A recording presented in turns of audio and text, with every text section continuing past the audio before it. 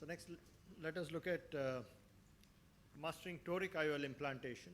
So toric IOLs are becoming more popular, and almost about 27 to 30% of your patients would need correction of astigmatism if you want to give them emetropia for distance, or when you're putting a multifocal lens also, you should put in a multifocal toric if you want to correct the cylinder and bring it within 0.4 or less than half a diopter of SIL.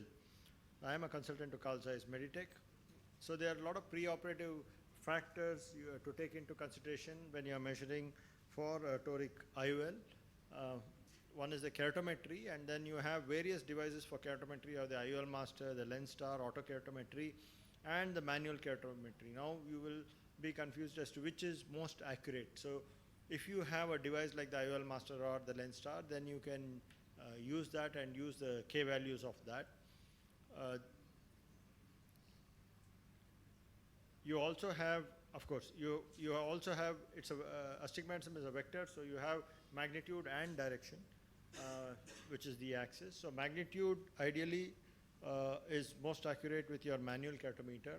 Sometimes you can have a difference in the axis between these instruments, and that's when I prefer to do a topography and look at the topographic axis, and then I prefer the topographic axis.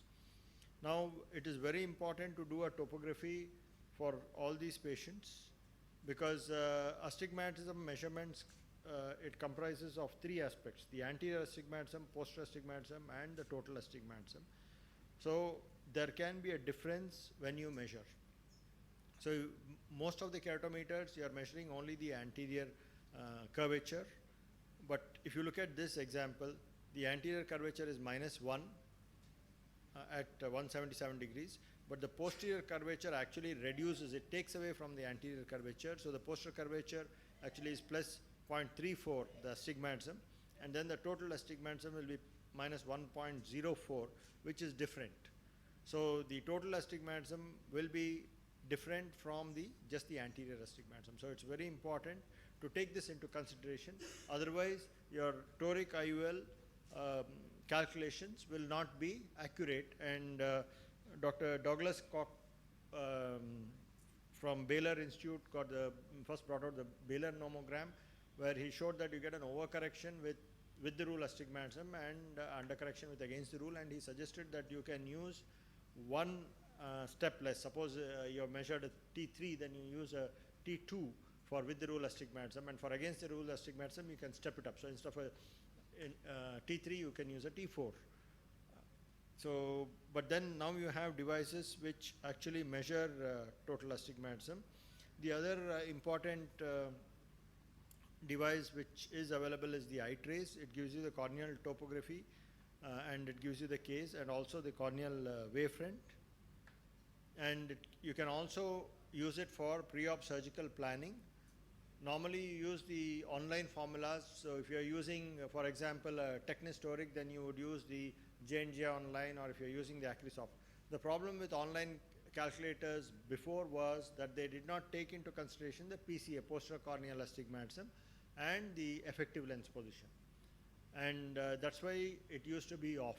But now with the newer formulas like Barrett, you have the PCA also taken into consideration, and also the effective lens position, because the effective lens position also is important for your toric correction. And now with the, you can also use the eye trace for planning, and then once you do your eye trace and you do the, it gives you the internal optics astigmatism, the corneal astigmatism, and then also helps you in selecting a lens to correct the astigmatism. And newer devices like the IOL Master 700 measures the actual total keratometry, and you have a TK toric calculation also, which can be used. So coming to the online calculators, you can measure it with,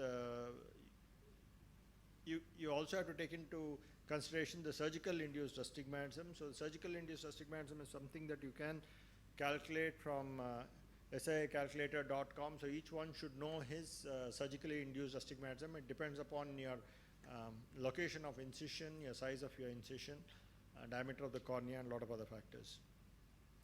So to correct 1 diopter of corneal astigmatism, generally 1.46 diopter toric IOL is required, but there is a caveat. This is calculated only for a standard 22 diopter lens with a K value of 44 with an ELP of 5 millimeters. So if any of these vary, if your lens is thinner or thicker, or if your K reading is steeper or flatter, or if your ELP is different, then the lens required will be different. For example, if your lens is just a 10 diopter lens, then you will require 1.75 instead of 1.46. And if it's a 34 diopters, then you need 1.2 instead of 1.46.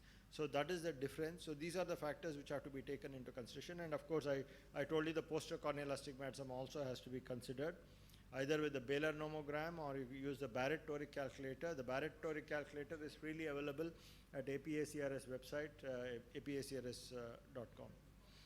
Then there are few intraoperative factors, apart from these preoperative factors of measuring the corneal astigmatism and the formulae. You have the intraoperative factors.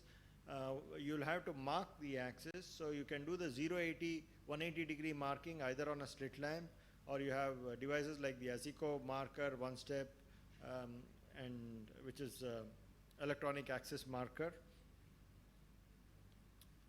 And you also have markerless systems like the Callisto Eye or the Varion. So if you have access to this, then it is excellent, because the patient workflow is much better. You don't have to do a pre-op marking. This is the new RTO800, which is the 3D microscope, and you can see that it has an overlay there. It is input directly from the IOL Master 700 via the cloud. So when you take the patient in and select that particular patient, then all the parameters are there, and the axis also comes up, so you can align your toric IOL very well. This is a microscope view of the surgery. So this is a injection of we are inserting a Lisa toric lens here, and you can see that how easily it helps us to align on axis. Here I'm using the Callisto on the 3D microscope, and even your assistants also can see if it is aligned properly, and it's a good teaching tool. And we also have a device called the intraoperative abrometry. There are not many devices, but Dr. Jagatram has been using that, and he will talk to us about it. Of course, you have some advantages and some limitations, and I think he will go into detail with that. So post-op also you can have rotation of a toric IOL. So once you put it in, it may not stay at that particular axis. You have post-op factors, and we see that there is more rotation in high myopia and back distension. If you have retained viscoelastic, then if there is a post-op spike in IOP, you can have back distension and IOL rotation. Over pressurization and hydration of the wound also can lead to back distension and IOL rotation. So don't pressurize the eye too much. I like to inject under saline. The last video I showed you also, I inject the toric IOLs under saline and align them, so there's no viscoelastic, and also keep the IOP a little on the lower side, and this I find reduces the amount of post-op rotation. You can also use the iTrace toric IOL to do a check, and then sometimes you can post-operatively it gives you the amount of rotation that you have to do in case you don't have the iTrace device. Then there are certain formulas online where you can go in and then put in the details, and it will give you the amount of rotation for that is required to correct your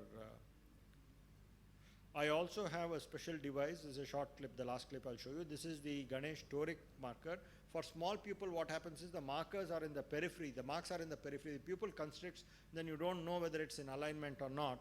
This is a simple device. It's got a blunt kind of a blade, and two windows. So on either side of the windows, you can see the marks on the toric. You press down on it, and then it leaves a temporary mark on the center of the IOL.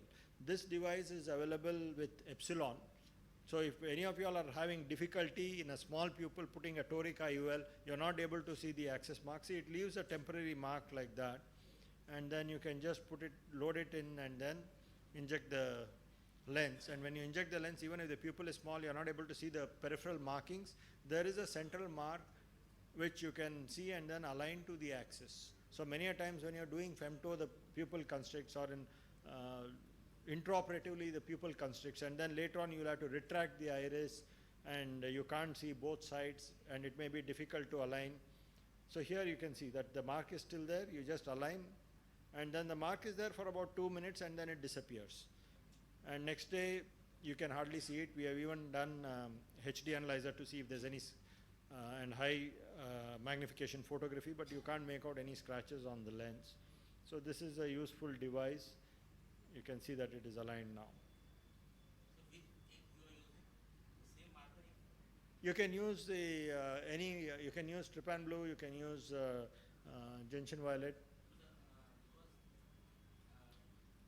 I usually do find it a linear mark with a marker pen.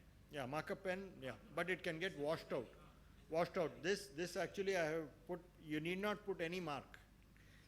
I just painted it so that you can see it clearly. It leaves a mark, indentation mark, which is visible. To make it more visible, I just put the ink, but you need not put ink. It just gives an indentation, so you can see that line, indentation line.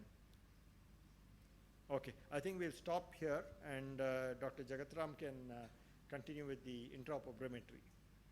Welcome, Dr. Jagat.